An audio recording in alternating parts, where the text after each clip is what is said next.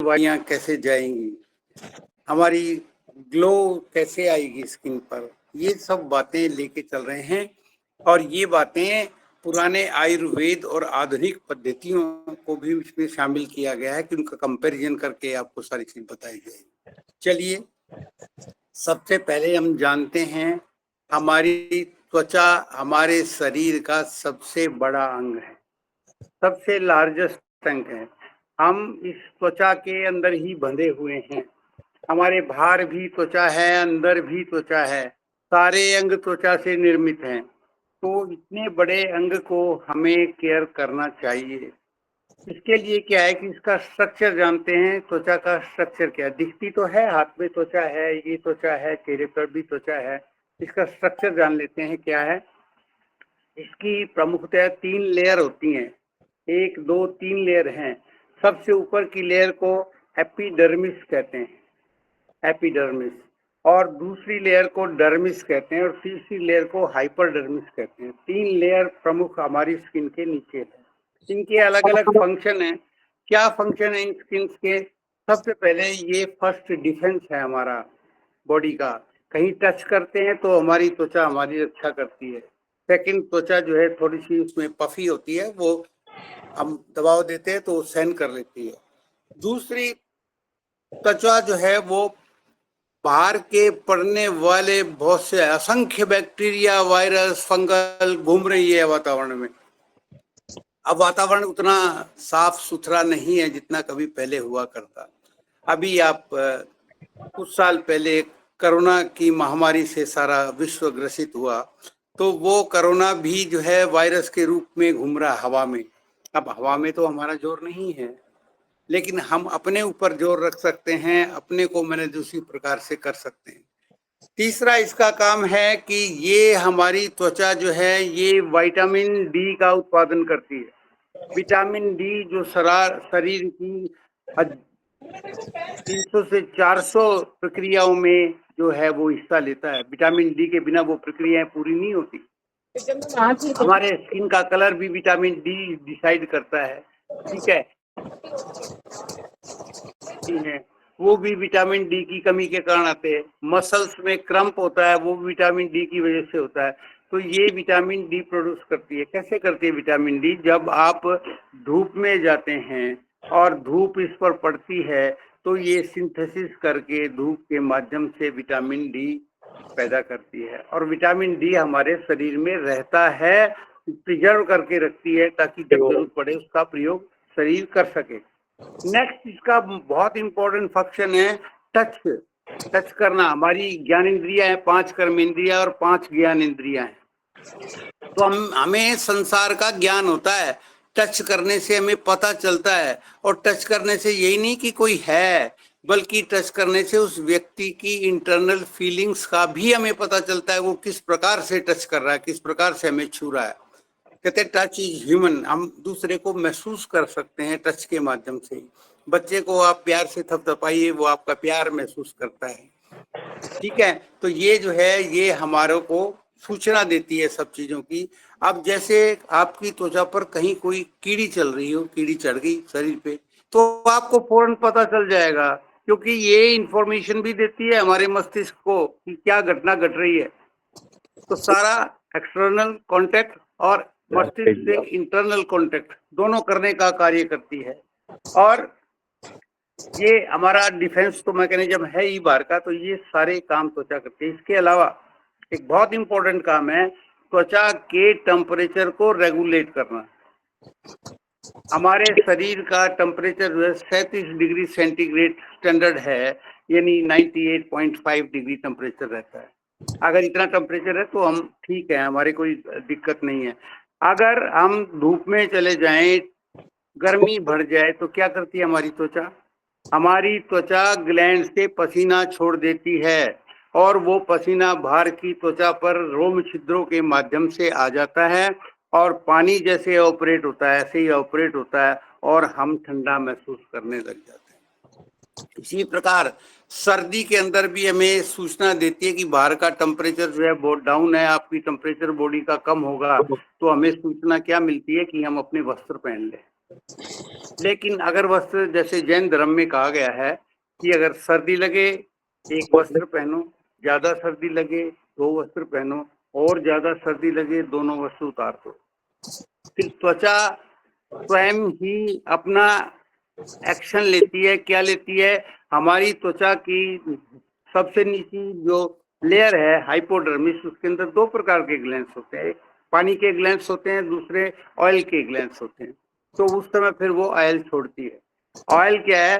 Temperature, बाहर के temperature के बीच और शरीर के टेम्परेचर के बीच सामंजस्य स्थापित करता है, हमें सर्दी कम लगने लग जाती है। तो इस प्रकार त्वचा स्वयं ही बहुत कुछ अपना कार्य करती है। और इसके लिए क्या कि ये टेम्परेचर रेगुलेटर भी है बॉडी का, बहुत अच्छा टेम्परेचर रेगुलेटर है। तो दूसरा क्या है कि ये एक्सक्रीटरी भी काम करती है, यानी कि हमारे विषाक्त पदार्थों को बाहर निकालती है। पसीना आता है, क्या है पसीना? पसीने के अंदर विषाक्त पदार्थ होते हैं शरीर के, वो बाहर निकल जाते हैं। और ये हमारी दूसरी किडनी का काम, दो किडनियां तो हमारे शरीर में है, लेकिन फिर ये तीसरी किडनी का काम करती है। जैसे अभी वो जो यहाँ पर जो है हिम्स के हॉस्पिटल बने हैं, तो उनको मैं जानता हूँ। तो उन्होंने क्या किया कि लोगों को जिनका बार बार डायलिसिस होता था, उनको अपनी बॉडी टेम्परेचर से 3-4 डिग्री ज्यादा पानी में बिठाया गया कई देर तक, पौना घंटा तक। तो उनकी किडनी की बजाय वो विषाक्त पदार्थ पानी कहाँ से निकल गया? त्वचा के माध्यम से बाहर चला गया। तो किडनी पर जोर कम पड़ता है और आपको डायलिसिस कराने की भी आवश्यकता, इस प्रक्रिया को अपनाते हैं तो नहीं पड़ती है। तो इस प्रकार ये तो थे सारी त्वचा के संरचना वगैरह। अब हम ये देखते हैं कि त्वचा का संरक्षण और पोषण करना हमारा कार्य है। त्वचा संरक्षित रहे और पोषित होती रहे, अच्छी बनी रहे। और इसके अलावा त्वचा के अंदर बहुत सी व्याधियां, बीमारियां आ जाती हैं, और सब आप उसके प्रति उसको जानते हैं, त्वचा में कौन कौन सी बीमारियां बहुत सी आती है। त्वचा में होने वाली बीमारियां शुरू से ही है, दो प्रकार से आती है त्वचा में बीमारियां। एक हमारे शरीर के अंदर से बीमारी आती है जो कि त्वचा पर दिखाई देती है। दूसरी, बाहर से हमारे ऊपर कोई अटैक होता है, जैसे वायरल है, फंगल है, बैक्टीरियल है, यीस्ट इन्फेक्शन है।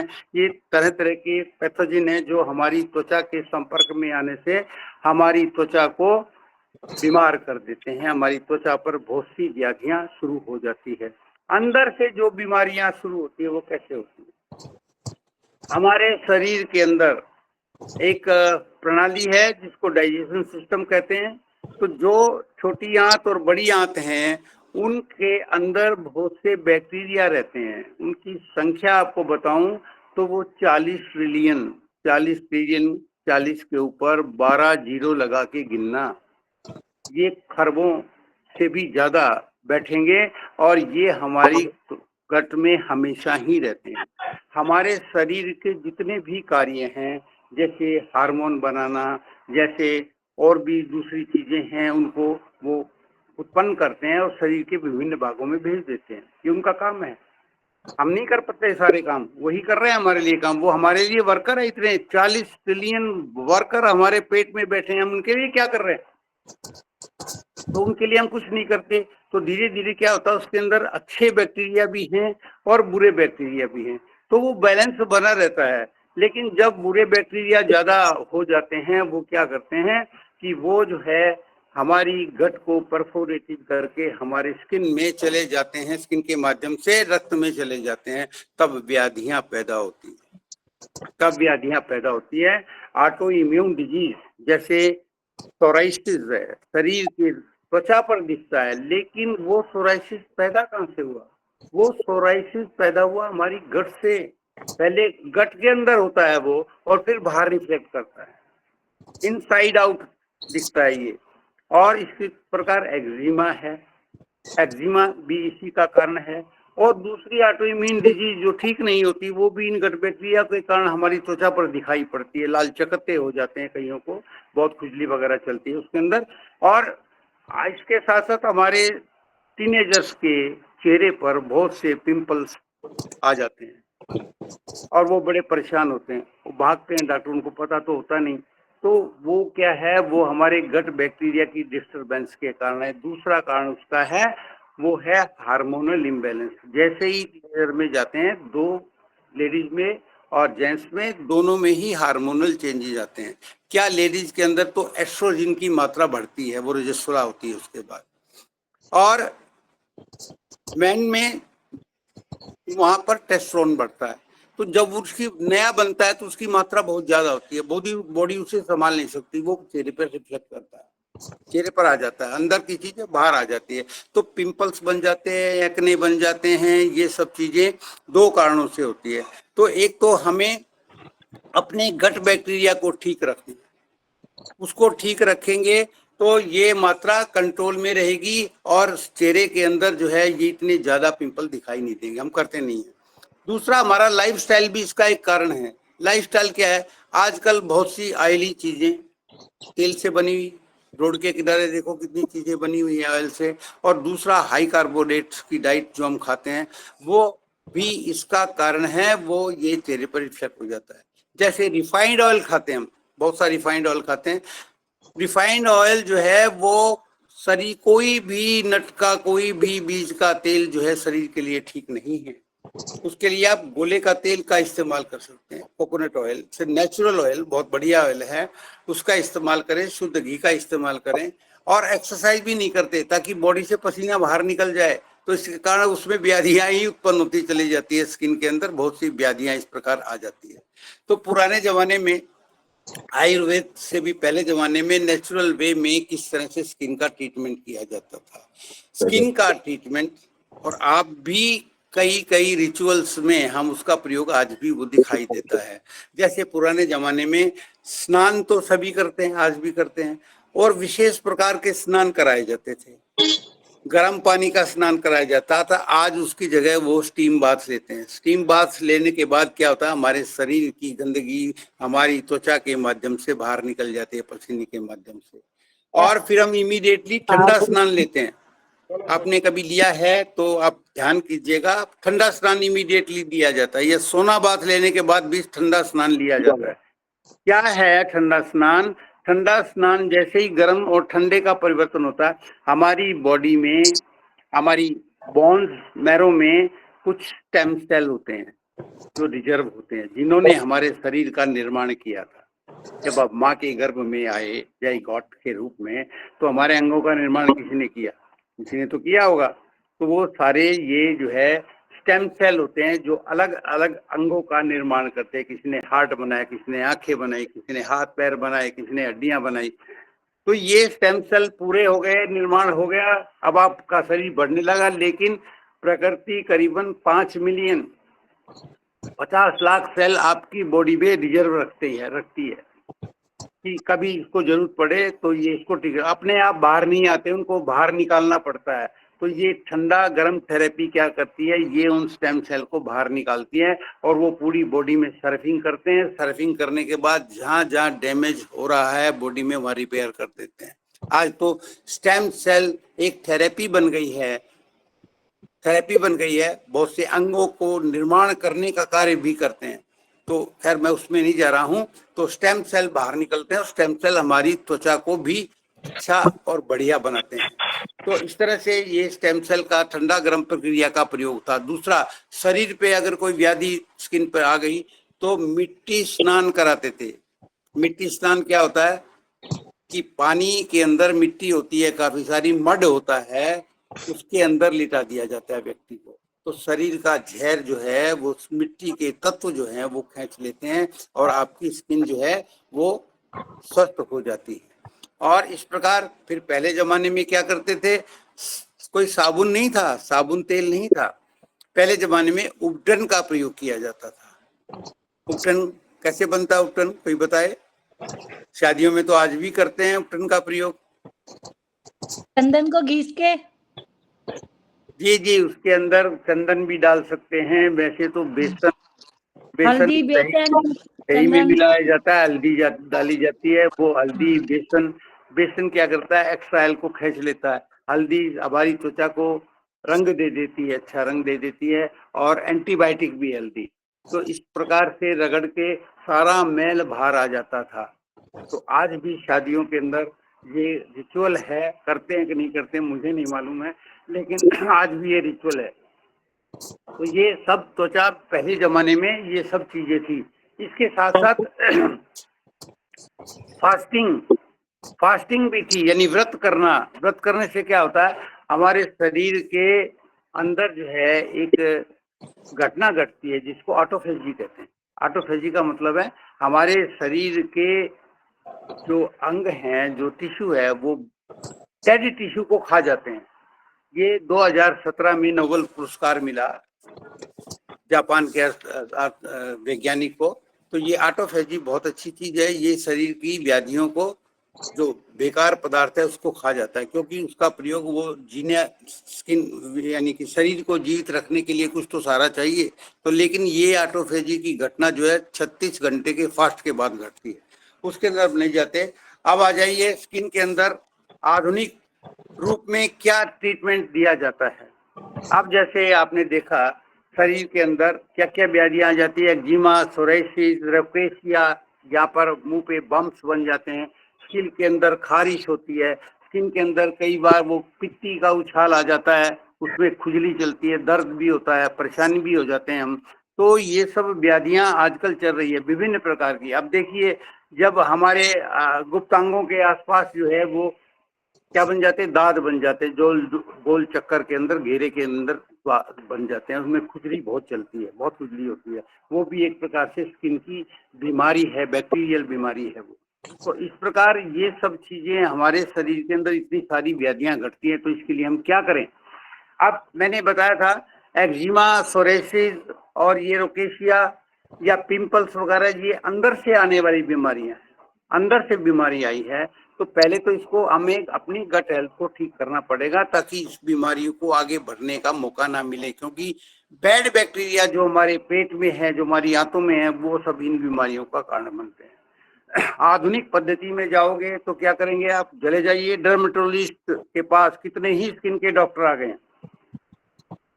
कोरोना के बाद स्किन प्रॉब्लम बहुत बढ़ गई, मैंने देखा है। उस समय इतनी लाइनें लगती, आजकल जो स्किन के डॉक्टर हैं उनके बाहर बहुत लंबी लंबी बीमारों की लाइन है, उनको पता ही नहीं विभिन्न प्रकार की बीमारी आ गई, क्यों आ गई। जो वायरस है जिसने कोरोना फैलाया, वायरस पहले भी था, और आज के आधुनिक युग में जितनी भी बीमारियां हैं वो वायरस से रिलेटेड मिलती है। वायरल फीवर हो गया, आइज में वायरल फ्लू हो गया, तो ये सब बीमारियां किससे आ रही है, वायरस से आ रही है। और वायरस क्या करता है, वायरस कभी मरता नहीं है। हमारे से पहले इस पृथ्वी पर वायरस ही थे, तो वो मरता नहीं है कभी। वो हमारे अंदर जो डीएनए आरएनए है हमारा, उससे जीन को म्यूटेट करके वो अपना स्वरूप बदल लेता है, अपना स्वरूप बदल लेता, मरता नहीं है। इसलिए आज के जो आज की एलोपैथी है, वो कोई भी वायरल का इलाज नहीं ढूंढ सकती, क्योंकि वो बदलता रहता है, चेंज होता रहता है। तो इसका इलाज जो है नेचर के पास है। नेचर के लिए हमने क्या बना रखा है, वायरल को खत्म करने के लिए एसेंशियल ऑयल्स हैं जिनकी बड़ी भारी पावर है। जैसे मैंने ये कोरोना के दौरान ये सप्तऋषि धारा बनाई थी, लेकिन फिर बाद में इसके अंदर चेंज करते गए, इसको विकसित करते गए, और ये वायरल सारी प्रकार के वायरल को, बीमारी को दूर कर देती है।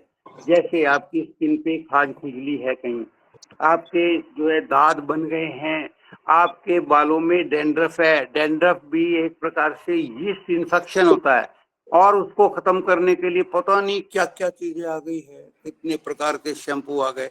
इसकी 2-4 बूंदे ही आप जो है जड़ों में लगाइए, आपका डेंड्रफ 2 बार में ही दूर हो जाएगा। और डेंड्रफ भी एक बीमारी है जो आगे चलकर बालों को झड़ना, बालों की जड़ों को खोखला कर देना, तो हेयर फॉल जो है बहुत ज्यादा इससे हो जाता है। तो इस प्रकार ये आप हेयर स्किन का हम केयर कैसे करेंगे। शरीर का, त्वचा का पोषण और संरक्षण 2 कार्य हमारे हैं। शरीर की त्वचा का पोषण कैसे करेंगे, शरीर की त्वचा जो है उसको क्या चाहिए, उसको पहली बात हम अच्छी क्वालिटी का प्रोटीन खाएं, अपने भोजन में शामिल करें। दूसरा, हम गैर तेलीय पदार्थ, गैर बिना तेल के भोजन का प्रयोग करें। जिनको बीमारी हो तो तेल का प्रयोग बिल्कुल ही ना करें।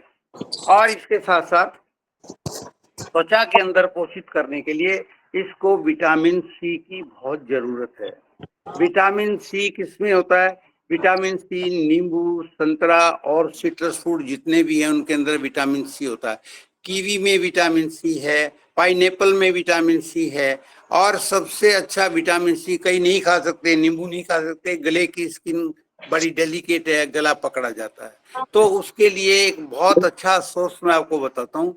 सीबक थोर्न एक बेरी होती है पहाड़ों पर, सीबक थोर्न सुना नाम आपने? सीबक थोर्न का जूस भी आता है। उसके पत्तों में बहुत बढ़िया विटामिन सी होता है। उसको बॉयल करो, उसको पियो और आपके शरीर की विटामिन सी की पूर्ति वो कर देता है। हमें धूप में जाना चाहिए। धूप में कौन सी धूप में? जो ज्यादा तेज धूप नहीं हो, उसके अंदर तो अल्ट्रावायलेट रेज आ जाती है। 10 से 11 बजे तक की धूप के अंदर ही आप अपने शरीर को जितना हो सके धूप में एक्सपोज करें। बैक पे, फ्रंट में, फेस पे, बाकी अंगों पर धूप को पड़ने दें। और काफी देर तक जब धूप पड़ेगी तो आपका विटामिन डी जो है वो शरीर में बनेगा। ठीक है। इसके साथ साथ त्वचा की स्निग्धता के लिए हमें विटामिन ए की जरूरत होती है। ए और ई दो विटामिन है जो कि इसमें फैट में घुलनशील है। बादाम के अंदर विटामिन ए होता है, विटामिन ई होता है। आप कई बार बादाम का तेल भी लगाते हैं, यूज करते हैं, तो क्यों? उसके अंदर ये दोनों प्रकार के विटामिन हैं, तो इनका प्रयोग आप कर सकते हैं। जो विटामिन सी नींबू नहीं खा सकते वो कीवी का प्रयोग करें। कीवी के अंदर बहुत अच्छा विटामिन सी है। तो ये विटामिन जो हैं, ये विटामिन सी, डी, ई और ए। और नेक्स्ट विटामिन एक और है K2। K2 क्या होता है? K2 जैसे ये कीपर है, सारे बंद करके चले गए वीडियो, मेरे को कोई एक्सप्रेशन नहीं मिल रहा किसी से। अपने वीडियो खोले प्लीज, अच्छे कम्युनिकेशन के लिए जरूरी है फेस टू फेस टॉक होती रहे। तो विटामिन K2 क्या काम करता है? K2 जो भी डिपोजिट कैल्सिफिकेशन जो होता है, टिश्यूज का कैल्सिफिकेशन जो होता है उसको नष्ट करता है। मैं आपको विटामिन K2 की शक्ति बताता हूँ। किसी को अगर हार्ट के अंदर, आर्टरीज के अंदर प्लेक आ गया है तो उसको केवल और केवल एक विटामिन K2 ही ठीक कर सकता है। हमें जाके स्टंट डलवाने की और वो करने की जरूरत नहीं है, लेकिन इसको पहले से रेगुलर प्रयोग करें। जैसे मैं करता हूँ, ये जो है मैंने ये कीफर है। कीफर क्या होता है? प्रोबायोटिक है। ये दूध से ही बनता है। मैं इसका डेली प्रयोग कर रहा हूँ। बहुत सी बीमारियां थी, सब चली गई। थोड़ा तो आगे करके दिखाओ ना, आगे करके दिखाने। देखिए ये जो है गिलास में आपको लगता है ये जैसे क्या दही चीज वगैरह, है? लस्सी होगी, लेकिन इसके अंदर कुछ इसका भी लंबा चौड़ा इतिहास है। तो ये जो है हमारे भारत से आया था। कोकेशियस माउंटेन है रशिया और यूरोप के बीच में। वहां पर जो है वो दूध पहले रखते नहीं थे, तो दूध को किस में रखने लगे? चमड़े के मशक बना ली। पशु पालते थे, कुछ था नहीं, तो उसके अंदर कुछ बैक्टीरिया पैदा हो गए। वो बैक्टीरिया आज भी बेनिफिशियल है। तो ये उसके कुछ ग्रेन्स आते हैं, उसको दूध में डाला जाता है, ये दही की तरह जम जाता है। लेकिन दही के अंदर 4 बेनिफिशियल बैक्टीरिया है और कीफर के अंदर 64 बेनिफिशियल बैक्टीरिया है। इसको हम त्वचा पर भी लगा सकते हैं, इसको हम बालों में भी लगा सकते हैं, बालों का मैल साफ हो जाएगा और अंदर तो कार्य करेगा ही करेगा। तो इसका प्रयोग करने से बहुत सी मानसिक व्याधियां और स्किन संबंधी प्रॉब्लम जो है वो दूर हो जाती है। इसका प्रयोग आप कर सकते हैं। तो इसके लिए पोषण के लिए बता दिया। आप संरक्षण कैसे करें? संरक्षण के लिए है स्नान। स्नान 2 बार कृपया करें, अपना माइक बंद कर लीजिए दीदी। क्योंकि स्नान जो है एक ऐसी प्रक्रिया है जो प्राकृतिक तौर पर हमें आयुर्वेद से क्या नेचुरोपैथी से मिली है। स्नान भी कई प्रकार का होता है। स्नान जैसे पानी का स्नान करते हैं हम, पानी के साथ साथ धूप स्नान करते हैं हम, धूप के साथ साथ हम वायु स्नान भी करते हैं। लेकिन हमारे अभी वातावरण में जो चेंजेस आ रहे हैं, एक हमारे गायक है वो लिखते भी हैं, तुमने एक लिखा था 2 लाइनें में सुना देता हूँ आपको कि पहली जैसी हवा रही ना, पहले जैसा पानी, हो गई खत्म कहानी। अब हमारा पानी और हवा में इतना प्रदूषण हो गया है। अब हमारे नलों में पानी आता है, हम उससे नहाते हैं। अब हमें पता नहीं उसके अंदर क्या क्या है, क्योंकि वो सीवर के वाटर को शुद्ध करके फिर वो पानी भेज देते हैं। और मैं बताऊं आपको, पानी में अगर बहुत से मिनरल्स हों, जैसे फरीदाबाद का एरिया है, वहाँ के पानी में भी बहुत वो कहते हैं बहुत हैवी पानी होता है, उसके अंदर मिनरल्स होते हैं। उसके पानी से नहाने से क्या होता है, को देख रहा हूँ वहाँ के बाथरूम की नल की वो टूटियां जो होती है उनके ऊपर रस्ट आ जाता है और बाल टूटने लग जाते हैं उस पानी से। बाल भी हमारे स्किन का एक हिस्सा है, बाल टूटने लग जाते हैं। तो एक के टूट रहे थे, मैंने कहा भाई नहीं, आरओ के पानी से अपना सर धो। आरओ के पानी से सर धोया, बाल टूटने कम हो गए। तो इस प्रकार से जो हवा पानी इतना प्रदूषित हो गया है, तो हमें तो और भी सजगतापूर्ण कार्य करना पड़ेगा, और भी सजगतापूर्ण हमें इसको लेना पड़ेगा।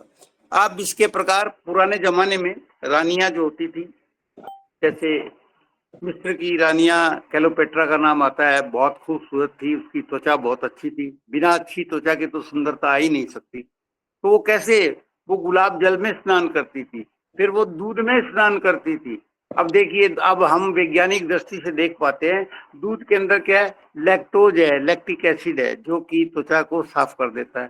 दूध के अंदर वसा भी है, यानी कि उसके अंदर स्निग्धता भी है, वो हमारी त्वचा में स्निग्धता पैदा कर देता है।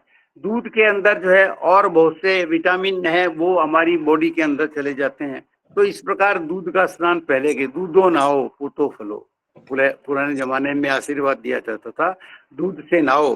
तो आप भी अभी दूध से नहा तो नहीं सकते हैं, आप दूध को लगा सकते हैं, बॉडी पर, चेहरे पर लगा सकते हैं, और लगा के रहने पर उस पर काफी अच्छे प्रभाव आपको दृष्टिगोचर होंगे। लेकिन दूध भी कौन सा आने लगा, थैलियों में बंद दूध आने लगा। उसके अंदर क्या है, प्रिजर्वेटिव है, कास्टिक है, तो वो भी हमारी त्वचा को खराब कर सकता है। पीने की तो बात ही छोड़ दीजिए, पीने के अंदर क्या वो व्याधि पैदा करता, हम नहीं कह सकते हैं, क्योंकि दूध को रोके रखना बड़ा मुश्किल है। अब आज हम घर में फ्रेश दूध लेते हैं, गाय का या भैंस का जो भी लेते हैं, वो 2-4 घंटे उसको गर्म नहीं करें तो फट जाता है। तो इस प्रकार से दूध भी एक अच्छी क्वालिटी का, आप सजग रहिए कोई भी चीज सेलेक्ट करने में, उसका प्रयोग करिए आप। और स्किन के नरिशमेंट के लिए देखिए, ये क्या है मेरे हाथ में, ये एलोवेरा का पत्ता है, ग्वारपाठा का पत्ता, घर में उगा हुआ छोटा बहुत। लेकिन इसका प्रयोग आप घर में उगा लें तो इसको इतना सा टुकड़ा तोड़ के, छिलका उतार के उसका प्रयोग अपनी स्किन पर कर सकते हैं। आप देखेंगे स्किन में चमक आ जाएगी, इसमें बड़ी स्निग्धता है। और इसकी जेल भी मार्केट में मिलती है। अब वो शुद्ध कौन सी होगी ये हमें देखना पड़ेगा, क्योंकि बाजार हमारे लिए नहीं है, बाजार अपने प्रॉफिट के लिए है। अब इसी के माध्यम से मैंने घर के अंदर एक क्रीम बनाई है, मैं अक्सर नए नए प्रयोग करता रहता हूँ। ये जो है एलोवेरा, जोजोबा ऑयल, और इसके अंदर डाला विटामिन ई, उसकी क्रीम बनाई है। खुशबू है राधे राधे जी, राधे। गुलाब की। बस बढ़िया। तो इसका प्रयोग बहुत सी बहनों ने तो किया है, मंगवाया है मेरे से। मैं इसको कमर्शियली नहीं करता हूँ, शौकिया तौर पर करता रहता हूँ। और इसके साथ साथ एक और ऑयल के बारे में आपको बताता हूँ जो स्किन को नरिश करता है, वह ये है जोजोबा ऑयल। जोजोबा ऑयल का थोड़ा सा इतिहास बताता हूँ इंडिया का। 1996 में मेरे एक मित्र थे, फॉरेस्ट डिपार्टमेंट में ऑफिसर, उन्होंने कहा कि भाई जोजोबा ऑयल का, जोजोबा के पौधे लगवाओ। तो मेरे को वो बात अटक गई। मैंने अमेरिका से, उस दिनों इंडिया में नहीं होता था ये, अमेरिका से सीड मंगवाए इसके और पौधे उगाए। फिर 96 में बाढ़ आ गई बहुत जबरदस्त हमारे एरिया में, तो सारे पौधे बह गए, कुछ बचे मैंने फॉरेस्ट डिपार्टमेंट को। स्पेलिंग बताना इस पेड़ की, स्पेलिंग क्या है? Jojoba, JOJOBA। जोजोबा। हाँ, जोजोबा। कई जगह इसके इसको, बीज मिल जाते हैं, बीज मिल जाते हैं इसके अमेरिका में। मैं बताता हूँ आपको, अभी स्लाइड बताता हूँ। ये जोजोबा है, इसको कई जगह होहोबा भी कहते हैं, HOHOBA। साउथ लैटिन अमेरिका के देशों में इसको होहोबा भी कहते हैं। ये इसका केमिकल रूप बताता हूँ क्या है, केमिकल एनालिसिस। ये ऑयल लगता है लेकिन ये ऑयल नहीं है, ये लिक्विड वैक्स है, लिक्विड वैक्स है। और पौधों के बीज से ही निकलता है। इसके पौधे बड़े हार्ड होते हैं और वो बिना पानी के रेगिस्तान में जीवित रहते हैं। इंडिया गवर्नमेंट ने और राजस्थान की गवर्नमेंट ने प्रोजेक्ट बनाया और उस प्रोजेक्ट के माध्यम से ये पौधे मंगवा कर और किसानों को दिए गए और आज वहाँ इसकी खेती होती है और इस ऑयल का प्रयोग बढ़ गया। ये ऑयल जो है हमारी स्किन अपनी प्रोटेक्शन के लिए एक ऑयल बनाती है जिसको सीबम कहते हैं। सीबम कहते हैं जो हमारी त्वचा को अच्छा और स्वस्थ रखता है, बालों को अच्छा और स्वस्थ रखता है। अब इसका प्रयोग कुछ कॉस्मेटिक्स में भी होने लगा है। तो इसका केमिकल स्ट्रक्चर जो है, मॉलिक्यूलर स्ट्रक्चर, वो बिल्कुल वैसा ही है जैसा हमारी त्वचा जो तेल बनाती है उसका होता है। सीबम बराबर है, इक्वल सिमिलर है। तो ये क्या करता है, जैसे इसको त्वचा पे डालोगे त्वचा इसको अब्जॉर्ब कर लेती है, पी जाती है इसको त्वचा, क्योंकि ये त्वचा का ही तेल है। तो ये भी त्वचा के ऊपर बहुत अच्छा प्रभाव लाता है। इसका प्रयोग कीजिए। अगर आपकी ड्राई त्वचा है तो ड्राई त्वचा को ये बिल्कुल नरिश कर देगा, जो नरिशमेंट त्वचा को नहीं मिला। बालों को भी ये नरिश कर देता है। इसका प्रयोग आप कर सकते हैं। दूसरा, इसका एक बहुत बड़ा फंक्शन ये भी है कि यह जो है जले हुए व्यक्ति की स्किन जल जाती है, स्किन जल गई, स्किन जब जलती है आपको फाला हो जाता है, हाथ पे फफोला पड़ जाता है। वो फफोला क्या करता है, हमारी त्वचा की जो वाटरी ग्लैंड्स हैं उसने पानी बाहर फेंका वहां पर। ये स्वतः होता है, आप तो नहीं करते हैं। ये पैरासिम्पैथेटिकल सिस्टम है बॉडी का, स्वयं संचालित सिस्टम है। तो वो पानी भर जाता है उसके अंदर ऑयल भी आता है। ऐसे कई केसेस मेरे पास आए जो 20-20, 30-30% जल गए। उसको इसी ने ठीक किया। हॉस्पिटल ने तो जवाब दे दिया था उनको कि जाओ, चले जाओ, 5-5, 10-10 लाख का बिल बैठाया, जवाब दे दिया। एक लेडी थी पास के गांव की, वो 30% जल गई, न्यूली मैरिड थी, एक बच्चा उसको केवल इसी से ठीक किया, 100% क्योर हो गई। क्योंकि ये त्वचा का ही नरिशमेंट है, त्वचा का ही अंग है ये त्वचा जो इसको बनाती है।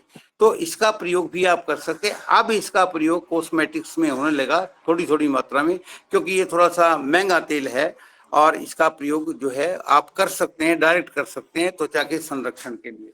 तो त्वचा का संरक्षण और पोषण एक और इसका लाभ है, उसका मैंने देखा। जैसे जो डायबिटिक पेशेंट होते हैं, डायबिटिक पेशेंट के जख्म नहीं भरते जल्दी से। अगर किसी को जख्म हो जाए तो जख्म नहीं भरते हैं। कारण क्या है, त्वचा के अंदर भी रक्त का संचार हो रहा है और वहां पर भी जो ब्लड में फ्री ग्लूकोज है और जो फ्री इंसुलिन है वो भी घूम रहे हैं। वो इन्फ्लेमेशन पैदा कर देते हैं, वो उन टिश्यूओं को काम नहीं करने देती, जख्म को भरने नहीं देते। तो उसका प्रयोग जो है, कई को ऑर्डर कर दिया डॉक्टरों ने कि आपका पैर तो कटेगा, जख्म भरते नहीं, सड़ जाते हैं। तो उसके भी कई पेशेंट ऐसे आए थे जिनको मैंने उनकी इम्प्यूटिंग नहीं होने दी और इसी के माध्यम से उनके जख्म भर गए, त्वचा के जख्म भर गए। यह बाहर की भी त्वचा की रक्षा करता है, इंटरनल त्वचा की भी रक्षा करता है। अंदर भी तो त्वचा है हमारे, जैसे बढ़ती उम्र में हमारी आंतें सूख जाती है, बुजुर्गों की आंतें सूख जाती है, सही काम नहीं कर पाती, और तो उसके लिए क्या करते हैं, इसको अंदर पिला भी दिया जाता है 2-2 चम्मच। तो ये डाइजेस्ट नहीं होता बॉडी के अंदर। ये हमारी इंटरनल जो स्किन है उसको स्ट्रेंथ प्रदान कर देता है, जो कि कमजोर हो गई थी, स्ट्रेंथ दे देता है स्किन। बच्चों की स्किन के लिए भी ये बहुत अच्छा है, उसका प्रयोग भी आप उनके लिए कर सकते हैं। बालों का प्रयोग भी इसके लिए हो सकता है, बालों के लिए भी बहुत अच्छा है ये। अब हम क्या करते हैं, त्वचा के लिए हम बहुत से कॉस्मेटिक इंडस्ट्री ने बहुत सी चीजें ऐसी दे दी अपने लोभ के कारण। जैसे जितनी भी क्रीम है सब किसके बेस पर बनी है, पेट्रोलियम जेली के बेस पर बनी हुई है। पेट्रोलियम से जेली बनती है, जेली से वो क्रीम बनाते हैं, उसमें खुशबू वगैरह डाल देते हैं, वेनिशिंग क्रीम, कोल्ड क्रीम, कई तरह की क्रीमें आती हैं। तो वो जो पेट्रोलियम प्रोडक्ट है जब हम शरीर पर लगाते हैं तो वह नेचुरल नहीं है। वह लगता तो है कि ऊपर ऊपर स्निग्धता आ गई, लेकिन वो क्या करता है, वो हमारी स्किन के जो ऑयल है उसको लेके उड़ जाता है और त्वचा वैसी की वैसी रह जाती है। पेट्रोलियम प्रोडक्ट ना यूज करें। ग्लिसरीन जो है वो भी दो तरह की, एक नेचुरल प्रोडक्ट से आती है और दूसरी पेट्रोलियम प्रोडक्ट से आती है। ग्लिसरीन आप बहुत यूज करते होंगे, ग्लिसरीन से स्निग्धता आ जाती है हाथों में, तो ग्लिसरीन का प्रयोग भी आप जो है अगर वो नेचुरल है तो उसका करें, बाकी चीजों का ना करें। अब ये क्रीम जो है ये वेनिशिंग भी है और कोल्ड भी है, आप बालों पे भी लगा सकते हो, हेयर पे भी लगा सकते हो, बाकी स्किन पर लगा सकते हो। अब इसके साथ साथ कुछ स्किन की बीमारियां, जो डेंड्रफ आता है वो यीस्ट के कारण आता है, और बहुत से शैम्पू आ गए हैं कि ये लगाओ डेंड्रफ 0% हो गया, ये हो गया। ये मत कीजिए आप केवल और केवल आपको बहुत ज्यादा डेंड्रफ है तो आप एलोवेरा का प्रयोग कर सकते हैं, आप दही का प्रयोग कर सकते हैं, आप सप्तऋषि धारा का प्रयोग कर सकते हैं, आपका डेंड्रफ समाप्त हो जाएगा, 100% समाप्त हो जाएगा। एक्नो के लिए मैंने बताया आप गट बैक्टीरिया को ठीक करें। रेणु जी एक बार पूछ रही थी कि भी किसी क्लास में कि पिंपल्स और कील मुहासे ज्यादा हो गए, क्लास चल रही जरा। जीवन भर के लिए स्कार छोड़ जाते हैं चेहरे पे। डॉक्टर तो क्या करते हैं, एंटीबायोटिक दे दिया। डॉक्टर ने उल्टा काम किया। क्या उल्टा काम किया? एंटीबायोटिक हमारे बैक्टीरिया को खत्म करता है, जो बैक्टीरिया हमारे लिए अच्छा काम कर रहे हैं उनको खत्म कर रहे हैं, तो कैसे ठीक होगा? नहीं हो सकता ठीक। चेहरे पे लगाने के बेंजाइल पेरोक्साइड दे देते हैं, वो भी केमिकल है। आप कुछ ना करें, आप यहाँ पर इसको लगाएं और ये सारे बैक्टीरिया पैथोजन जो भी इसके अंदर वायरल वगैरह है वो सब को ठीक कर देगा। 2 दिन के अंदर ये जो कील मुहासे जो है ये समाप्त हो जाते हैं। ठीक है। अब आप देखिए कि स्किन की एक और बीमारी है जो चकत्ते उठ जाते हैं, पित्ती कहते हैं जिसको, पित्ती का उछाल हो गया, पित्त के कारण ही होता है वो। तो पित्ती का जब उछाल हो जाता है तो पित्त को शांत करना पड़ता है, उसके ऊपर कोई भी दवा काम नहीं करती, करेगी दबा देगी फिर उबर आएगा। पित्त को शांत करने के लिए शुद्ध घी में थोड़ी सी काली मिर्च पिसी हुई डालिए और उसको पी लीजिए 2-3 बार। 2-3 बार के पीने से ही वो पित्त शांत हो जाएगी और वो स्किन की जो बीमारी है वो दूर हो जाएगी। अगर आपको क्या है, रिंग वॉर्म है, दाद कहते हैं जिसको, दाद के ऊपर इसको लगाइए, खत्म हो जाएगा। खाज खुजली है स्किन पर, इसको डायरेक्ट स्किन पर लगाइए, सिर्फ आंखों को छोड़कर। आंखों के अंदर भी इन्फेक्शन होता है तो इसको क्या करते हैं, 1 ड्रॉप लेके आंखें बंद करके ऊपर रख लीजिए, बस। बहुत तेज है, चिरमिराट करेगा, खराबी नहीं करेगा, कोई नुकसान नहीं पहुंचाएगा, लेकिन बहुत ही हाईली ये जो है बहुत तेज है इसकी पावर जो है। तो इस प्रकार आप इससे बच सकते हैं। तो और दूसरा कारण क्या है, हमारी स्किन में ओल्ड एज के अंदर क्या आता है, सैगिंग आ जाती है, झुर्रियां पड़ जाती है और लटक जाती है खाल। ये क्यों होता है? पहला कारण तो ये है कि जैसे जैसे हमारी एज एडवांस करती है, हमारी स्किन के नीचे हमारी मसल्स हैं, स्किन के नीचे मसल्स होती है जो उसको तनाव देती है, तनाव देते हैं तो स्किन बिल्कुल एकदम ठीक रहती है। और अगर उसके अंदर कोई कमी आ गई, जिसके सहारे स्किन टिकी हुई थी, उसके अंदर वो कम पड़ गई तो स्किन क्या करेगी, स्किन के अंदर झुर्रियां पैदा हो जाएगी। तो अपनी इंटरनल स्किन को भी अच्छा रखिए। इंटरनल स्किन को अच्छा रखने के लिए क्या, स्किन जो हमारी जो मसल्स हैं उसको रिपेयर हमारी बॉडी रात को करती है। जब हम सो जाते हैं बहुत काम करती है बॉडी हमारा रात को भी। तो हमारे शरीर के अंदर एक होता है मिनरल्स, ठीक है, जिसको जो पंपकिन सीड में होता है, तो वो मिनरल्स बहुत जरूरी है। वो मिनरल्स हमें भोजन में नहीं मिलता, तो पंपकिन सीड से वो मिनरल्स हमें मिल सकता है। मैग्नीशियम, मैग्नीशियम के बिना हमारी जो हमारी मसल्स हैं उसकी स्ट्रेंथ घट जाती है। तो मिनरल चाहिए मैग्नीशियम। मैग्नीशियम का सोर्स जो है वो पंपकिन सीड है। और दूसरा मैग्नीशियम का सोर्स है मैग्नीशियम ग्लाइसिनेट, कैप्सूल आते हैं नेचुरल, वो ले सकते हैं आप। और उसके कारण उसके साथ साथ क्या है, एक शाम के टाइम पर अपने बॉडी वेट जितना आपका है उतने ग्राम प्रोटीन खाइए। प्रोटीन कहाँ से मिलेगा? प्रोटीन आपको पनीर से मिलेगा, सोयाबीन से मिल जाएगा, ठीक है, ग्रीक योगर्ट से मिल जाएगा। ग्रीक योगर्ट क्या होता है, कोई बताए? ग्रीक योगर्ट सुना आपने? जो दूध आता है यागुर्ट?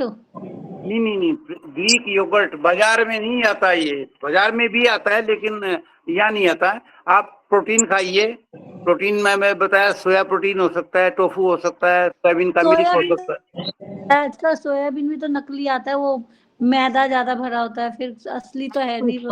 साबुत सोयाबीन लीजिए जी, साबुत सोयाबीन लीजिए। मैं बताता हूँ सोयाबीन का दूध कैसे बनता है। सोयाबीन का दूध, सोयाबीन को भिगो दीजिए और नेक्स्ट डे उसको आप ग्राइंड कीजिए मिक्सी में डालकर, और फिर उसको एक मलमल के कपड़े से छान लीजिए, तो वो आपका मिल्क बन गया, सोया का मिल्क बन गया। टोफू बनाना लंबी प्रक्रिया है, उस घर में नहीं जाऊंगा, समय बहुत हो जाएगा। तो इस प्रकार आप उसका प्रयोग कर सकते हैं। आप बादाम का मिल्क पी सकते हैं, और बादाम का मिल्क इसी मिल्क के रेट में पड़ता है जितनी जिस थैलियां हम लेते हैं। आप बंद कर दीजिए थैलियों को। क्या करें, बादाम 100 ग्राम बादाम आपने भिगो दिए, 700-800 रुपए किलो जो है गिरिया हैं, तो 800 ग्राम भिगोई तो कितने की हो गई, 80 रुपए की हो गई 100 ग्राम। और उसको सुबह एक बॉईल कर लीजिए। बॉईल करते इसके छिलके में इतनी मेहनत नहीं करनी पड़ेगी, अपने आप उतर जाएंगे छिलके। और उसको निकाल कर उसको मिक्सी में डालिए, धीरे धीरे पानी डालते रहिए, आपका 1 लीटर दूध कंप्लीट हो जाएगा। आप उसकी कॉफी पी सकते हैं, उसकी चाय बना के पी सकते हैं अगर जिसको आदत है। आप उसको एज इट इज पी सकते हैं। उसके अंदर विटामिन ए भी है, ई भी है त्वचा की रक्षा के लिए। तो ये काम आप कर सकते हैं। दूध आजकल पॉइजनस चीजें हो गई है, उसको हम छोड़ दें तो ज्यादा अच्छा है हमारे लिए। तो ये था स्किन के पोषण के लिए। अब हम आ जाते हैं स्किन की सुंदरता के लिए, ब्यूटिफिकेशन के लिए। ब्यूटिफिकेशन आपने देखा, त्वचा जो है हमारी 3 तरह की होती है। एक होती है नॉर्मल त्वचा, जिसमें ना तो ज्यादा ऑयल होता है, ना वो सूखी होती है। दूसरी होती है ऑयली त्वचा, जिनके अंदर त्वचा के अंदर ऑयल आता रहता है। एक बीमारी भी है जिसको फिश स्किन कहते हैं, फिश की तरह चिकनी होती रहती है। क्या कारण है उसका? हमारे जो स्किन की हाइपरथैलेमिस डर्मिस लेयर के अंदर ग्लैंड्स होते हैं, ऑयल के ग्लैंड्स, और वो ऑयल ग्लैंड्स हमारे रोम छिद्रों से बाहर निकलते हैं। तो जब ग्लैंड्स जो है कमजोर पड़ जाते हैं तो वो खुल जाती है, उसकी कंस्ट्रक्शन नहीं होती, एक्सट्रक्शन नहीं होती, तो वो क्या है, खुला पड़ा रहता है, तो सारा ऑयल बाहर आ जाता है। त्वचा में जो बनता है ऑयल बाहर आ जाता है। तो उसको भी ठीक करने के लिए इसी का प्रयोग करते हैं, जोजोबा ऑयल का, क्योंकि जोजोबा ऑयल हमारी बॉडी के जो टिश्यू है उसको इंटैक्ट करेगा, उसको ठीक करेगा। तो इसका उसके लिए भी इसी का प्रयोग किया जाता है। ठीक है, तो ये जो है मैं बता रहा था आपको त्वचा के बारे में, उसकी सुंदरता के बारे में। तो ये त्वचा जो ज्यादा रूखी त्वचा है, सूखी त्वचा, बहुत से लोगों की त्वचा बिल्कुल ही सूख जाती है, ना तो उनके अंदर हाइड्रेशन होती है, यानी पानी मात्रा भी नहीं मिलती, और ना ही उसके अंदर ऑयल होता है। ऑयल और पानी दोनों ही त्वचा को स्निग्धता प्रदान करते हैं। तो उसके लिए जो त्वचा फट जाती है, कई जगह तो ऐसे फट जाती है जैसे गर्मियों में जमीन फटती है, खून भी आ जाता है। आपकी एड़ियां फटती है ना सर्दियों में, एड़ियां फटती है, हाथ में हाथ फट जाते हैं, हाथ खुरदरे हो जाते हैं, तो उसके लिए भी हम जोजोबा ऑयल का इस्तेमाल करें तो वो ठीक हो जाता है। हम ऑयल क्या करते हैं, हम करते हैं ग्लिसरीन का इस्तेमाल, हम करते हैं दूसरा जो क्या पेट्रोलियम जेली से बनी चीजों का इस्तेमाल। वो सब गलत है, वो ना करें, प्रकृति की तरफ आप लौटें, आप इनका इस्तेमाल करें। आप बादाम का तेल का इस्तेमाल भी कर सकते हैं उसके अंदर। बादाम का दूध जो है शरीर पर, चेहरे पर लगा सकते हैं। अब चेहरे को चमकाने के लिए सभी लालायित रहते हैं कि हमारी त्वचा बहुत अच्छी दिखे, हम खूबसूरत नजर आए। तो उसके लिए क्या करेंगे, हम कई प्रकार के मास्क लगाते हैं चेहरों पर। जैसे हम अनार खाते हैं ना, अनार का छिलका जो है उसको फेंकिए मत, उसको सुखा लीजिए, सुखाने के बाद उसका पाउडर बना लीजिए। इसी प्रकार नींबू का हम प्रयोग करते हैं, तो नींबू के छिलकों को फेंकिए मत, नींबू के छिलकों को भी सुखाकर उसका पाउडर बना लीजिए। इसका मिश्रण किसी और चीज में, बेसन में या किसी और चीज में मिक्स करके आप मास्क चेहरे पे लगा सकते हैं। और क्लीन करने के लिए नई थेरेपी है, जैसे कि एक्टिवेटेड कार्बन आते हैं, कार्बन के लगाते हैं, पैचेस मुख पे लगा देते हैं, मास्क लगा देते हैं, तो उससे भी वो त्वचा ठीक हो जाती है। और ये सब चीजों का प्रयोग आप कर सकते हैं अपनी त्वचा के अंदर। त्वचा के अंदर हर क्षण मरते रहते हैं, हमारे सेल मरते रहते हैं, इसलिए त्वचा डेड हो जाती है। तो त्वचा को एक्सफोलिएट करने के लिए, उसको साफ करने के लिए हल्के से रगड़ के, हल्के सी मात्रा में रगड़िए उसको, ताकि वो साफ हो जाए, डेड सेल बाहर निकल जाए। डेड सेल बाहर निकलेंगे तो आपकी त्वचा में सुंदरता आएगी। डेड सेल अगर रहे तो डेड सेल और बीमारियां पैदा करेंगे। कुछ बोल रहे हैं? हाँ जी सर, आपने इतनी सारी दवाइयाँ बताई हैं सर त्वचा के लिए, तो जब हम बाहर निकलते हैं तो लोग सनक्रीम लगाते हैं, तो कोई आयुर्वेदिक बताओ। सनस्क्रीन भी क्या है कि यूवी रेज को रिफ्लेक्ट करने के लिए होता है और लगाना चाहिए। जब हम धूप में जाते हैं तो लगाना चाहिए। आप जो है इस ऑयल को लगा लीजिए, ये सनस्क्रीन का भी काम करता है। सन की किरणों को आपके अंदर कोई इसका एंटर नहीं साइड होने। इफेक्ट तो नहीं है? कोई साइड इफेक्ट तो नहीं नहीं, है? नेचुरल है जी, नेचुरल। हम इसको पी भी सकते हैं। ये अच्छा। कोई केमिकल से बना हुआ नहीं है, ये तो नेचुरल पौधा होता है, राजस्थान में होता है। और एक पौधे की उम्र का वजन 50-60 साल होती है और बहुत हार्ड बीज होता है इसका, बहुत हार्ड बीज है और उससे तेल निकलता है। ये नेचुरल है, कोई आर्टिफिशियल चीज इसके अंदर नहीं है। It is known as golden oil. इसका रंग भी गोल्ड जैसा है। तो इसका प्रयोग आप कर सकते हैं सनस्क्रीन के लिए। और आप जो है एलोवेरा जेल लगा के जा सकते हैं, एलोवेरा की जेल लगा के जा सकते हैं चेहरे पर, तो वो भी सनस्क्रीन का काम करती है, रिफ्लेक्ट करती है, किरणों को रिफ्लेक्ट कर देती है। तो ये सब चीजें हम करते हैं। अब मैं आपको बता रहा था प्रोटोकॉल, खास तौर पर कोरियन लोगों की स्किन बड़ी चमकदार होती है, मिरर लाइक स्किन कहते हैं उसको। तो वो क्या प्रोटोकॉल अपनाते हैं अपनी त्वचा को अच्छा बनाने के लिए, वो बताता हूँ।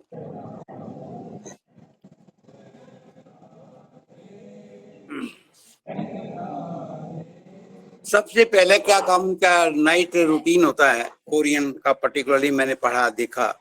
सबसे पहले तो आप जो है कोई ऑयल बेस्ड क्लीनर लगाएं, क्योंकि त्वचा के अंदर जो विषाक्त पदार्थ होते हैं दो तरह के होते हैं। एक तो जो कि वसा में यानी कि तेल में घुल जाता है, और कुछ होते हैं जो वाटर में घुलते हैं। तो सबसे पहले जो त्वचा में हम बाहर निकलते हैं, रक्त वो मिट्टी के कण, धूल, वायरस वगैरह सब जम जाते हैं। तो कुछ जो कि ऑयल में घुलनशील हैं, उनके लिए हल्का सा ऑयल लेके वो अपने चेहरे पर रगड़िए, चेहरे पर, फले पर, उसको साफ करते हैं। तो उसके अंदर जो कि ऐसे विषाक्त पदार्थ है जो ऑयल में घुलनशील है वो बाहर निकल जाते हैं। उसके बाद दूसरा वाटर क्लींजिंग होती है। पानी को लेके, शुद्ध पानी हो, साफ पानी हो, पानी को हल्का सा गर्म करके उसके अंदर हम साल्ट, नमक का थोड़ा सा अंश डाल के उससे उसको साफ कर सकते हैं। उससे एक तो पानी, वो जो तेल जो रह गया था वो भी साफ हो जाएगा, और पानी के अंदर घुलनशील जो भी विषाक्त पदार्थ हैं वो भी बाहर निकल जाएंगे। ये हो गया आपकी त्वचा की, सबसे पहले करते हैं वो क्लीनलीनेस। फिर उसको रगड़ते हैं थोड़ा सा, जहाँ कहीं भी डेड स्किन है वो निकल जाए। अब जैसे आप देखिए कोहनियों के इर्द गिर्द जो बैठते हैं, यहाँ पर स्किन जो है डेड हो जाती है, मोटे मोटे दाने से हो जाते हैं, कईयों की काली भी पड़ जाती है। अगर आप इसको रेगुलर मेंटेन करते रहेंगे तो ये आगे नहीं बढ़ेगी, ऐसी ही रहेगी। तो इस प्रकार हम इसको कर सकते हैं। फिर इसके बाद इसके अंदर क्या है कि नरिशमेंट के लिए, टोनिंग के लिए उसमें अंदर बहुत सी चीजें हैं। बादाम रोगन का इस्तेमाल कर सकते हैं, जोजो ऑयल का इस्तेमाल कर सकते हैं, ताकि त्वचा का साफ तो हो गई, उसके डेड सेल भी निकल गए, अब उसका नरिशमेंट भी हो जाए। तो ये नरिशमेंट हो जाए। और इसके लिए पानी भी बहुत ज्यादा पीना पड़ता है। पानी नहीं होगा तो त्वचा जो है रूखी रहेगी। त्वचा के लिए जरूरी नहीं है कि हम प्यास लगे तभी पानी पिए, थोड़ा थोड़ा पानी पीते रहें, ताकि वो पानी आपकी त्वचा के अंदर हाइड्रेशन पैदा करता है। और इसके साथ साथ एक दो बार सप्ताह में वो मास्क भी लगाते हैं, जैसे मैंने बताया था उपटन का मास्क लगा सकते हैं आप, ठीक है। अनार के छिलकों का बारीक पाउडर बना के उसको कपड़ में छान के उसको किसी चीज में मिला कर मिक्स करके उसका मास्क लगा सकते हैं। नींबू के छिलके का मास्क लगा सकते हैं। नींबू भी जो है वो डेड सेल को निकालने के लिए मदद करता है। नींबू के छिलके को पूरा रस ना लगाए, निचोड़ा हुआ छिलका जो होता है उसको आप रगड़ लें। उसके अंदर इतना साइट्रिक एसिड होता है कि वो डेड सेल को बाहर निकाल देता है। इसका आप प्रयोग कर सकते हैं। और फिर एक और तरीका है हॉट एंड कोल्ड, आप एक बाउल ले लें, बाउल के अंदर आइस डालिए खूब सारी, वो भी करते हैं। आइस डाल के अपने फेस को उसके अंदर डिप कर दीजिए, फेस को डिप कर दीजिए। तो यहाँ की जो स्किन हमारी है, इसको जो है एक तरह से स्किन के अंदर जो है स्टेम सेल आएंगे। क्या गलती हो गई है यहाँ पर, चल के देखते हैं। तो स्टेम सेल जो भी त्वचा के अंदर कमी होगी उसको रिपेयर कर देते हैं। स्टेम सेल के बारे में मैंने आपको बताया था, इस तरह ये स्टेम सेल भी काम करते हैं। तो इस प्रकार वो उनका प्रोटोकॉल होता है। दूसरा, राइस, चावल का पानी, चावल का माड़ जो होता है निकला हुआ, उसको भी आप त्वचा पर लगा सकते हैं, वो भी बहुत चमक पैदा करता है। इसके अलावा और बताता हूँ आपको, एक रोज हिप यानी गुलाब का फूल जो होता है, उसके नीचे एक बड होती है, उसके अंदर कुछ बीज होते हैं, उसको रोज हिप ऑयल कहते हैं। उसके अंदर आप रोज हिप ऑयल में विटामिन ई मिला लीजिए, उसका लगा सकते हैं, उससे भी बहुत अच्छी चमक आती है। तो इस प्रकार, और एक क्या है और बताता हूँ, लौंग को भून लीजिए, लौंग को भून लीजिए। लौंग को भूनने के बाद उसके अंदर क्या मिलाएंगे, थोड़ा सा जोजोबा ऑयल डाल लीजिए और उसका जो है लेप आप चेहरे पर लगाएं। उसके अंदर नींबू का रस डाल लीजिए, उसके अंदर बहुत अच्छी चमक आती है चेहरे पर। तो ये सब चीजें मैंने आपको बताई। अब बालों भी हमारी त्वचा का हिस्सा है, बाल झड़ने लगते हैं, वो पहला कारण तो उसका डैंड्रफ है। दूसरा कारण बालों के झड़ने का हमारे अंदर मिनरल्स की कमी होना, जैसे आयरन और कैल्शियम की कमी होगी और तो ये झड़ेंगे, बाल झड़ेंगे, 100% झड़ते हैं। तो इन मिनरल्स की कमी को पूरा करें और देखें कि आपके शरीर में मिनरल्स की कमी तो नहीं है। तो ये सब आप कार्य कर सकते हैं और अपनी त्वचा को अच्छा और बढ़िया बना के रख सकते हैं। तो चलिए, आज का मैं यही विराम देता हूँ। आप मुझसे अपने जो भी प्रश्न हैं वो कर लीजिए।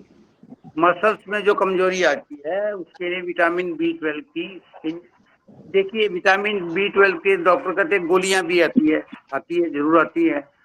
विटामिन B12 जो है बहुत ज्यादा मात्रा में हरी सब्जियों में, हरे पत्ते वाली सब्जी, पालक है, केल है, बंद गोभी है, इन सब में होता है। और सर्दियों के अंदर तो जो कैरेटीन होता है, जो गाजर हम लेते हैं, गाजर के बहुत खानी चाहिए सर्दियों के अंदर, गाजर का जूस भी पीना चाहिए, वह भी हमारी त्वचा में निखार लाता है। ओम ओम डॉक्टर साहब, ये गाजर जो है आजकल ऑरेंज कलर की मार्केट में आती है, उसमें भी होगा विटामिन बी? नहीं, ये एडजस्ट होता है लेकिन उतना नहीं होता जितना कि नेचुरल गाजर में होता है। नहीं, वैसे विदेशों के लिए तो ये नेचुरल है ना? वहाँ नेचुरल है, हमारे वातावरण में जो उग के आई है, हमारी जमीन में जो उग के आई है। दीदी यहाँ पे पालक आती है ना, आप हाँ जी। मैंने कच्चा अभी खाना हम ही यूरोप चाहिए। में गए, जो सब्जी पनीर की सब्जी से ये सलाद का बाउल जिसमें कच्ची पालक ही हाँ, होती थी, हाँ, वो हाँ, ज्यादा महंगा है। मतलब कि हाँ, 5 हम तो छोटा हैरान ही सा हो गए। पैकेट आता है, वो भी महंगा है, $5 का इस तरह से आ रहा है। चलिए तो डॉक्टर लेकिन साहब, ये खाने जो में कच्चे आपने में बहुत स्वाद है। जी आपने जो सोया का मिल्क बताया, जी, उसकी दही अगर जमाए तो जम जाएगी? बिल्कुल जम जाएगी, सोया की दही जम जाएगी। लेकिन जमाने के लिए ये जो अपना जामुन जो हम लगाते हैं, ये काम नहीं करेगा। उसके अंदर क्या करो आप, उसके अंदर और कोकोनट मिल्क भी जम जाता है, कोकोनट का इस्तेमाल करें। आप देखिए केरल की लड़कियों के बाल बहुत घने और सघन होते हैं, वो सदैव ही अपने बालों में वो गोले का तेल लगाते हैं, सघन होते हैं उनके बाल। आप भी लगातार लगाइए, ना टूटेंगे, ना झड़ेंगे, ना कुछ और होगा। नहीं तो तो मैं अभी आप इसकी दही के बैक्टीरिया लेने के लिए बता रहा हूँ आपको, सोया को जमाने के लिए कौन सा खट्टा लगाएं? के लिए खट्टा क्या होता है, ये हरी मिर्च जो आती है ना, हरी मिर्च, हरी मिर्च के नाखून होते हैं पीछे के, हरी मिर्च को चीर कर उसमें डाल दीजिए, बस उसके अंदर जो बैक्टीरिया है वो सारे बैक्टीरिया उसको जमा देंगे। इसी तरह अच्छा, से हरी मतलब दूध में हरी मिर्च काट के डाल दें? जी जी जी, सोया के दूध में और कोकोनट के मिल्क के दूध में, दोनों में डाल दीजिए। ये हरी मिर्च पहली बात सुना है, जी, आप दही जम करके जाएगी? देखिए, करके देखिए, मैंने तो किया है कई बार नहीं, करता हूँ चलिए मैं ये। बहुत अच्छी बात है। दूसरी बात, मेरी एक फ्रेंड है, उसकी स्किन वैसे बहुत अच्छी है, परंतु जी उसको थोड़ी सी जैसे बीच में कैंसर की और थोड़ी सी शिकायत हुई थी, तो उसका चेहरा एकदम काला हो गया। जी, ये क्या होता है, स्किन का कलर जो है वो हमारे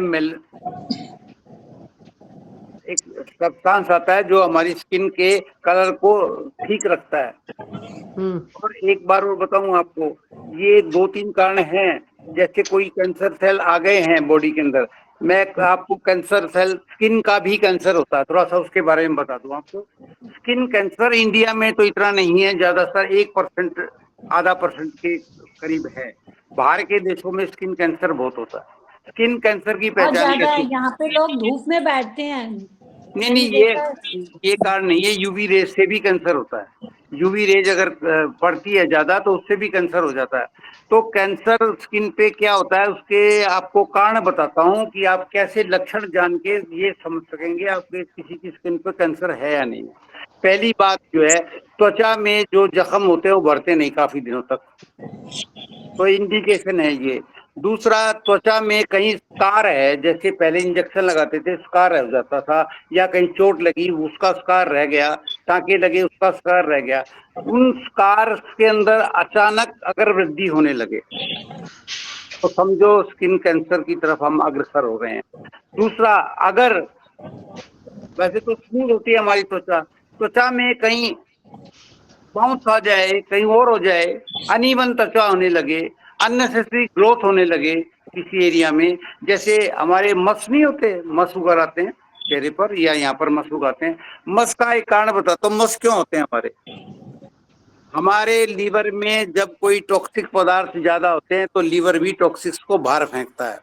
और जिनके गले के इर्द गिर्द मस ज्यादा हैं तो समझें कि उनके लीवर में कुछ गड़बड़ है। इसको ठीक करने का उपाय तो आपको अभी बता दूंगा। आप अपनी मसों को ना जाएं लेजर थेरेपी, आजकल लेजर थेरेपी बहुत आ गई है, लेजर से कट कर देंगे, जला देंगे उसको। तो उसके लिए क्या करें, एक तो आता है चूना, हाँ जी। जो तम्बाकू के लिए खाते रहे, चूना वहाँ मिल वो जाता है बाजार में। और एक आता है डॉक्टर सज्जी, आया है ना, डॉक्टर सब्जी खार कहते हैं बोल रहे तो हैं जो पापड़ में डलता ठीक है। है। तो इन दोनों का बराबर क्लास से मिश्रण बना हर लें, शनिवार और को मैं ना मिश्रण घर पे आता बनाकर कोई ना जहां कोई जहां भी आपके जो है मक्खे हैं उन पर लगा दें। आयुर्वेदिक बस नेचुरल आपको लगाना काम है, वो वहीं स्टिक करेगा, नहाओगे तो नहीं भी वहीं नहीं रहेगा कुछ वो, चीजें दस और रहे वो हैं। आपके मस को खत्म कर देगा। 2-3 बार आप लगा लें तो सज्जी खार और चूना दोनों चीजों का मिश्रण आप यूज कर सकते हैं मसों के ऊपर। मेरी एक फ्रेंड यहाँ पास रहती है, उसके 4 मस्से इकट्ठे हैं गर्दन चारों के मस्से आसपास। खत्म हो सुनो जाएंगे। सुनो सुनो सुनो, मैंने उसको बोला, मैंने कहा ये निकल जाते हैं, इनको निकलवा लो, आपका फेस अब इतना सुंदर है, इसको क्या है खत्म ना, करो, एक्चुअली नहीं तो मेरी विटामिन बेटी अंदर आई सर्जन है वो निकाल ਉਹਦਾ देगी आपको किस दिन। नेचुरोपैथी का कहती प्रोफेसर नहीं है, नहीं, मैंने मेरे को हर किसी ने कॉलेज देखा था, जाएंगे अपना वो लेक्चर कहता देंगे अरे उसको। आप तो बड़े आज भाग्यशाली हो, इन्हों बुलाया होया आपके गर्दन पे 4 मस्से स्किन हैं, ਤੇ आप बोल तो ਰਿਹਾ ਵੀ बहुत स्किन ਦੀ खूब ਕਿਹੜੀ धन ਕਿਹੜੀ आएगा आपके बीमारी हो पास। ਸਕਦੀ है। मैं ये लक्की की निशानी जब मैं नहीं तक चल रहा है निकलवाऊंगी, वो मैं कि लोग चलो उनको ठीक है। क्वेश्चन पूछ रहे हैं। लोग ये इतने अंधविश्वासी। अंधविश्वासी हैं तो और ज्यादा मस्ते कर लो चेहरे पे, और ज्यादा भाग्य बढ़ेगा आगे। तो उसको निकाल ही लेना चाहिए, वो कोई जरूरत नहीं है ऑपरेशन की या कोई भी मैकेनिकल प्रोसेस की या कोई लेजर की। आप सिर्फ, मैंने एक बहुत आजमाया हुआ नुस्खा बता रहा हूँ आपको, बहुत लोगों के मस खत्म किए हैं। एक के यहाँ माथे पे बहुत बड़ा मस हो गया था, उसको यही सब्जी खार और चूना दोनों का मिश्रण बना के दिया, उसने लगा लिया। लगाने के बाद 20 दिन के बाद वो उसका खत्म तो हो गया। डॉक्टर साहब मेरा प्रश्न बीच में ही रह गया, जी, अगर बाकी स्किन ठीक है, हाथ पैर वगैरह की, चेहरा अगर काला पड़ गया है तो क्या अप्लाई करें थोड़ा चेहरे पे फर्क पड़े। चेहरे को अप्लाई करने के लिए देखना पड़ेगा जी, पहले तो उनके ये देखो कि मिनरल्स की कमी है क्या नहीं है। मिनरल्स की कमी है तो ये लेडीज पर के मिनरल्स झाइयाँ की भी हो पूरा जाती चेहरा पूरा शरीर ठीक है, चेहरे पे जैसे होता है ना क्या डार्क टेन बोलते हैं, क्या बोलते हैं, मतलब वो डार्क हो गया थोड़ा है। बाकी डार्क हो स्किन गया, से। मेलेग्नाइन हो जाता है चेहरा, ये उसी के कारण है। तो आप वो देखिए, तो मिनरल्स की कमी नहीं होनी चाहिए उनके अंदर, किसी भी हम्म। मिनरल्स की। मिनरल्स हम्म। की कमी है तो उस मिनरल्स का जो है सप्लीमेंट वो तो ले लें। वैसे संतरे का, नींबू का, अनार का वो बना के लगाएं। आप वो लगा अ, सकते हैं, वो भी लगा सकते हैं, वो भी लगा सकते हैं। और एलोवेरा जेल रेशमा अप्लाई करें। रेशमा की बीमारी होती है ये, उसके कारण हमारे स्किन का कलर जो है वो डार्क होता है, या हमारे स्किन का कलर मेंटेन रहता है। तो जैसे झाइयाँ हो जाती है, झाइयाँ जिनको हो गई है, कईयों को लेडीज को क्या होता है, जब वो मेनोपॉजल स्टेज से गुजरती हैं तो उनका एक्सट्रोजन लेवल डाउन हो जाता है। एस्ट्रोजन लेवल डाउन हो जाता है, शरीर में बहुत सी व्याधियां आ जाती है, उसके अंदर स्किन के ऊपर आने वाली तो झाइयां हैं, ये भी एक कारण है। तो उसके लिए क्या करें, एक तो वो, दूसरा एक और भी कारण है इसका बहुत बड़ा, स्ट्रेस में जब हम रहते हैं तो भी हमारी स्किन पर जो है व्याधियां उत्पन्न हो जाती है। बहुत स्ट्रेस क्या करता है, विटामिन डी लेवल को खत्म कर देता है हमारे शरीर के, और वह जो है हिस्टामिन बनाता है, हिस्टामिन के कारण ये जो है सारी व्याधियां पैदा होती है। तो जिनको जो है आप एक काम करें, उनके लिए जिनका कलर डार्क हो गया है, पहली बात तो उनको दूध के अंदर जायफल आता है, जायफल को घिस लें चंदन की तरह, पेस्ट बनती है, उसका लेप लगाएं। दूसरा लेप वो दिन में लगा सकते हैं और रात में भी लगा सकते हैं। दूसरा क्या कि आंवले का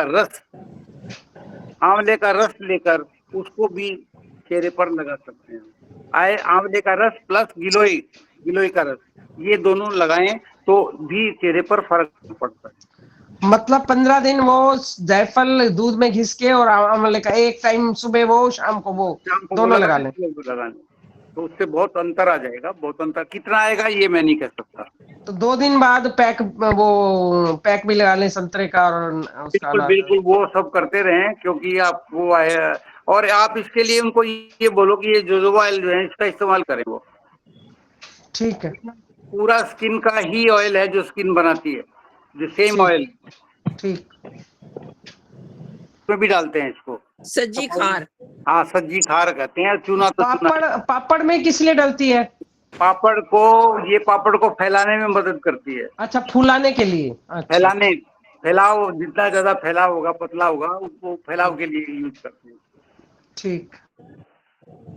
और दोनों की बराबर मात्रा लेनी है सर? हाँ, बराबर मात्रा ले लीजिए, बराबर मात्रा बना के इसको फिर एक डिब्बी में रखना है। डिब्बी में रख लेना, जितना लेना उसमें हल्का सा पानी मिलाया, मलम से बन जाएगी, उसको लिया और उसके ऊपर लगा दिया। ठीक है। अच्छा, एक लास्ट प्रश्न है वर्मा जी, था दूध का, आपने बोला था मस्क में है कुछ डालते हैं तो ये मैडम जी कीफर होता है, इसका स्टार्टर दूसरा होता है। जैसे हम दही जमाते हैं ना, ये ऐसे ही होता है।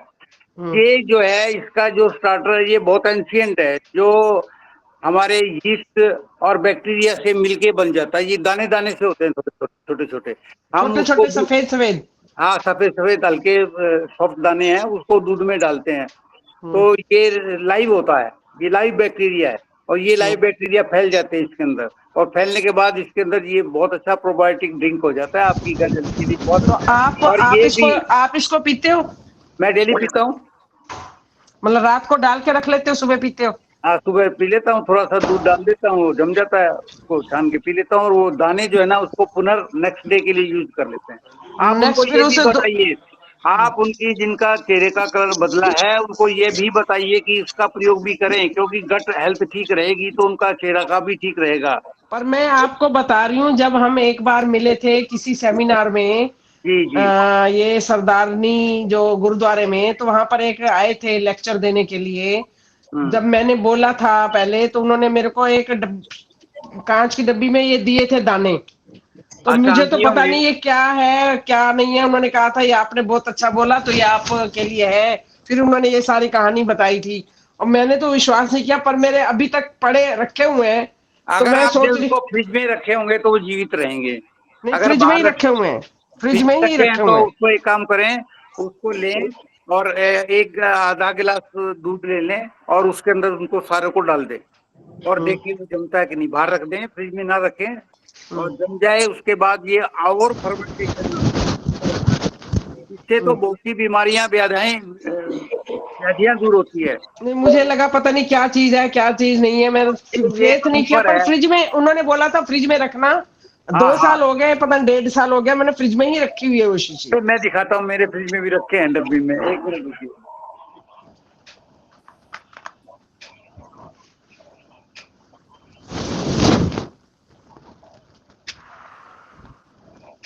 हो गए तो वो ठीक बना देंगे। देखो ये मतलब अगर मैं उसको अच्छी तरह धो के फिर दूध में डाल के रख दूं, दूध जम जाता है तो ठीक है? बिल्कुल बिल्कुल बिल्कुल बिल्कुल, यही तरीका है। इसका बड़ा लंबा इतिहास है, इसका लंबा इतिहास है जानता जी। ये 6000 साल पुराना इतिहास है इसका, और इसके ऊपर 1907 में नोबेल प्राइज मिला इसके अंदर।